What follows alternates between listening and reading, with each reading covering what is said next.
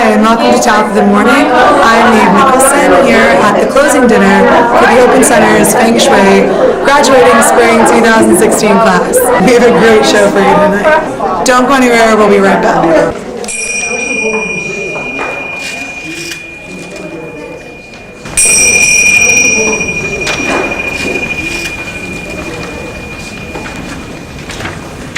Welcome, graduates. Please come in.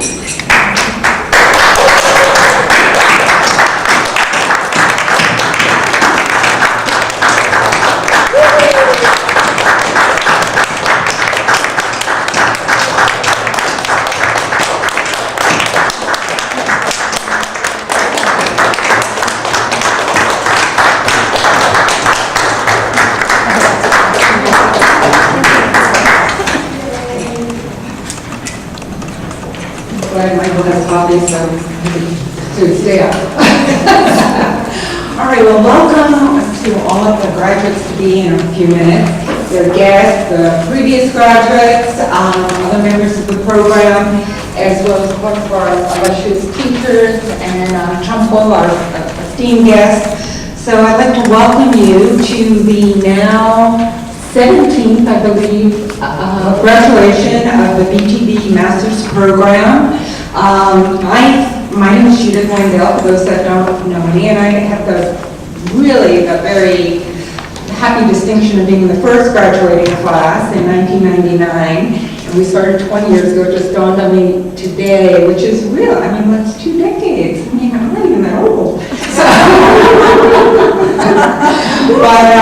and I could only say that this program, maybe much like you, came in, I don't know why, it sounded great and I just jumped in, and I was looking for some changes in my life, but really the changes that were, made weren't just about learning about moving furniture and what have you. There were deep changes within myself, and through the 17 years of practicing, so many more changes have happened for myself and fortunately for clients. So it's I so value, first of all, it's really... Hi, and welcome back to Top of the Morning. We're here for the Open Center's Feng Shui Spring 2016's class closing dinner.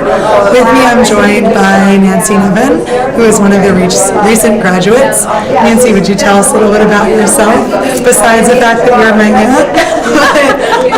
Why you're here, and tell us just a little bit about the class. Well, it's a 3-year course, and obviously we graduated today, but I actually came into the course knowing that I needed to understand Feng Shui a little bit more for a line of paint that I've just developed. And it's beautiful. So the colors are gorgeous, and clearly you have a really beautiful product, which is not to be denied, but what do you think has been the challenges or just the differences being a woman working in this industry? This is very traditionally a man's industry.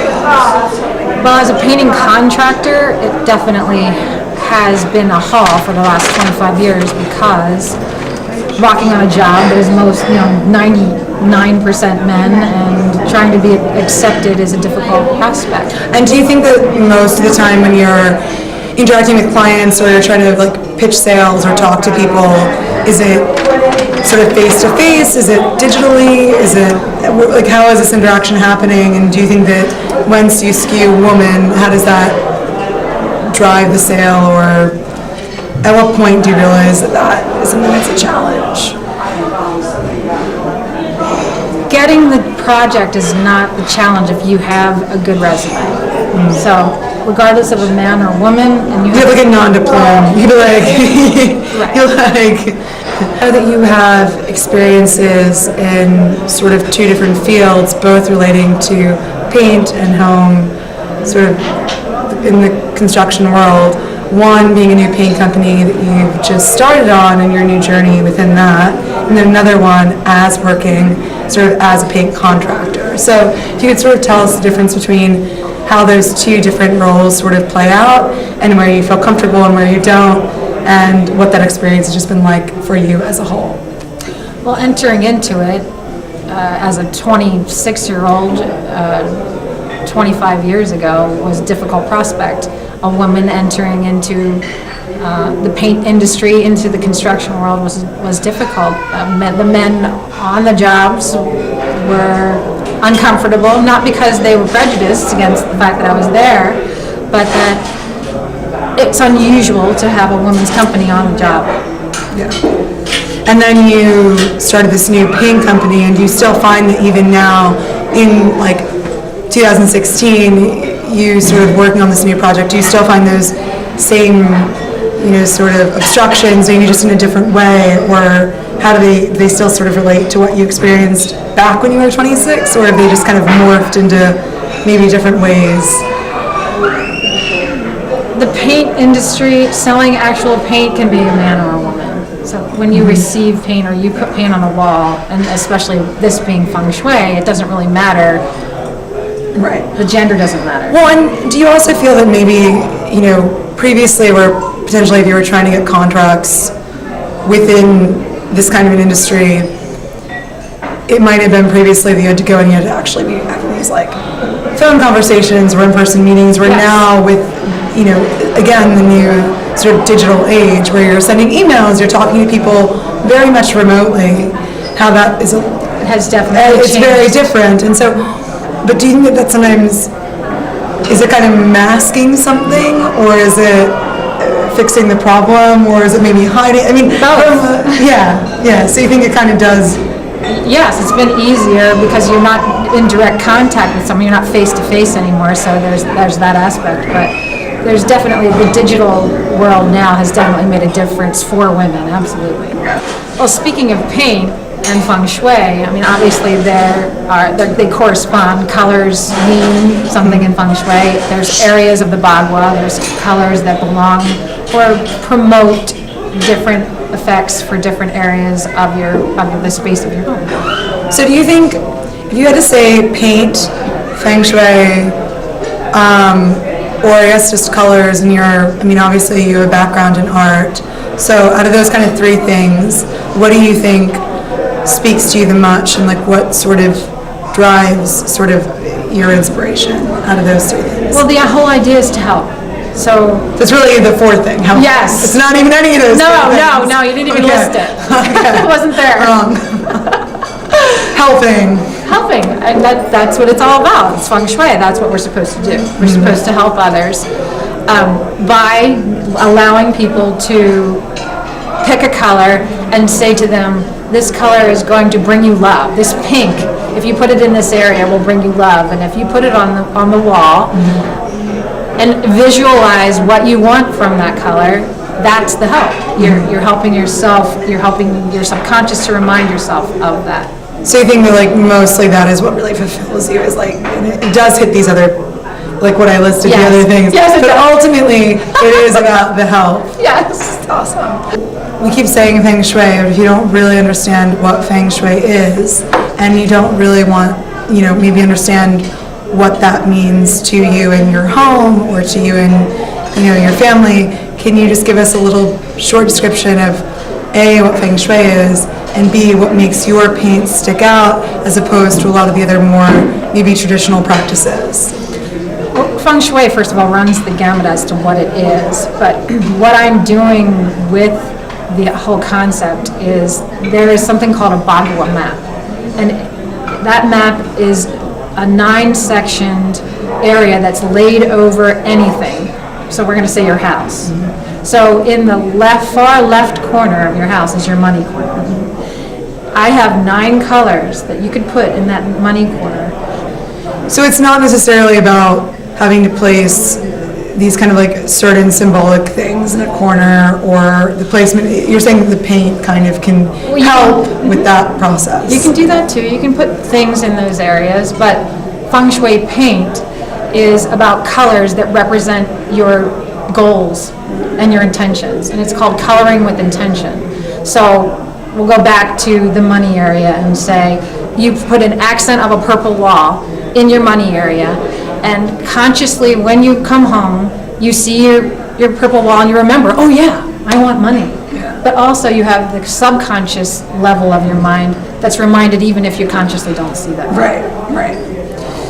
And so do you think that the colors are always fitting a certain prescription, or can colors kind of vary on who you're working with or what the house looks like? I mean, what if my money corner is just You don't want to worthless? put purple It's in the just- money corner. Or also, what if I don't have a money corner? Like, how much can you kind of bend the rules from this? Well, the point is it is your intention. Yeah. So you're empowered. Just your tagline. Yeah, yes. Color with intention. Right. And you're empowering whatever you do. It can be anything, but when you put these particular colors, and there are in feng shui different areas, these 9 areas of the Bagua that do have specific colors and also elements. There's earth elements and fire elements, and the fire is obviously red. Right. Can you have favorites? Yes, you can. Can you be like, that's my house? Absolutely. Absolutely. But it's your intention that matters. Right.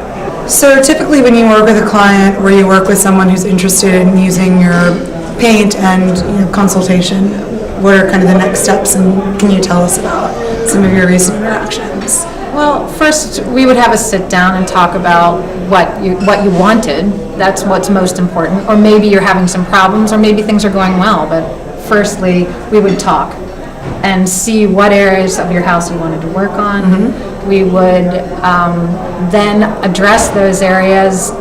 Depending on your decor, we don't want to clash any colors. Well, that's what's so wonderful though about you have such a wide variety of colors that it's not like you're necessarily, I don't think, forcing clients to ever commit No. to one range. No.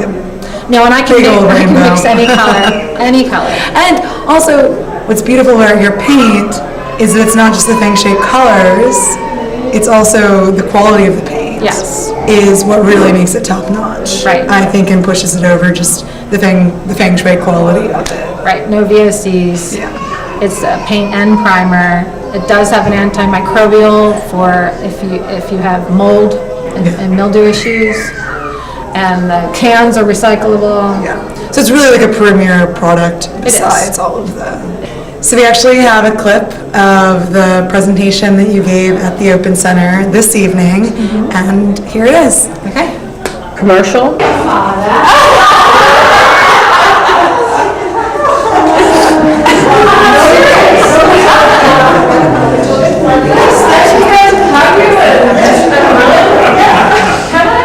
Because one thing I wanted to say was we did lose a couple of people out of our class, and they came to us and said, if you want to do, some real feng shui, you just want to do feng shui, there's another class, you can get it in a weekend or something. And I'm thinking, how are you even going to be able to stand in front of someone and be real and show them anything with an education like that?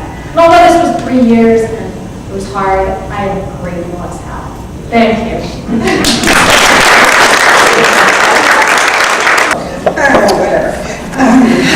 All right, the one who's going to paint us feng shui, Nancy Nevin.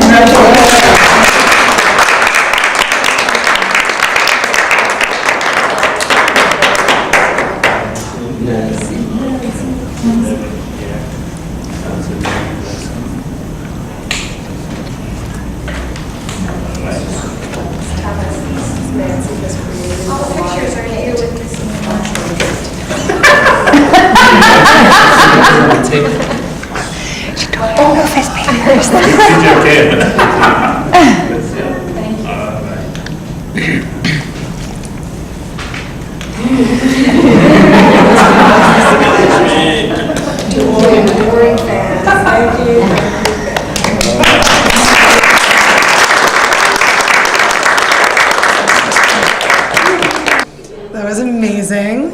I mean, Thank you. and to feng shui my house. Don't go anywhere, we'll be right back.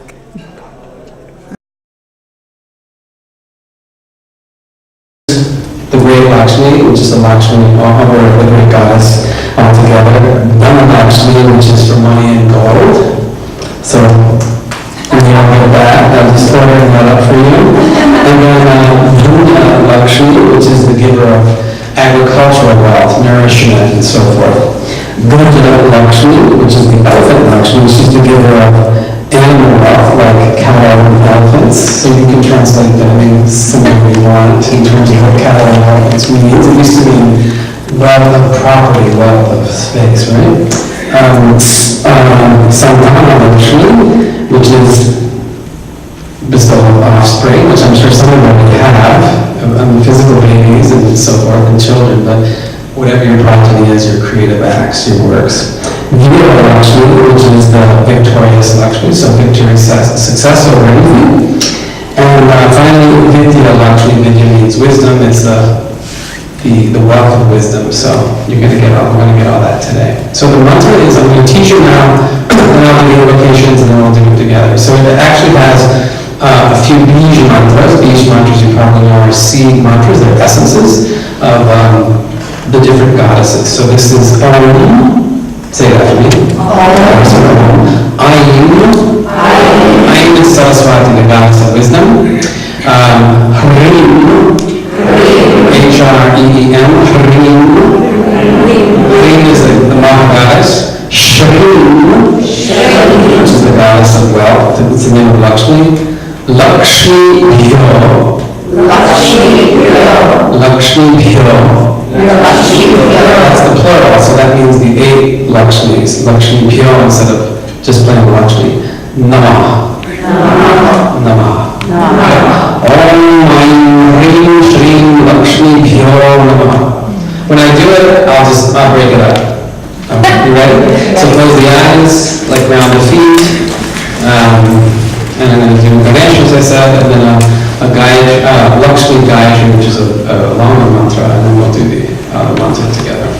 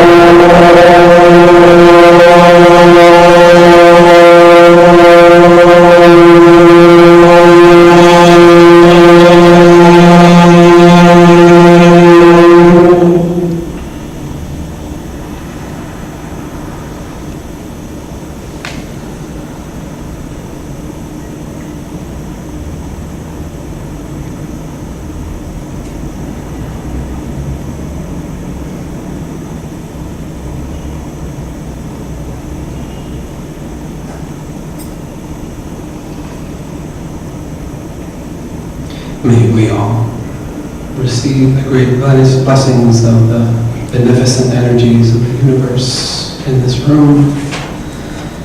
And may we each also be a blessing to all we meet. Hari Om, Shanti, Shalom, Salam. Hi, welcome back. We're here with Nancy Nevin. We're at the closing dinner for the Open Center with the recent Feng Shui graduates. So tell us first a little bit just about the program. You've been in this for a really long time. It's been how many years? Years. 3 years. Yeah. 3 years, and the work's intense, and it's not just about moving your furniture. It's about clearing yourself, clearing your. Well, you know what? Let's have a look. Great.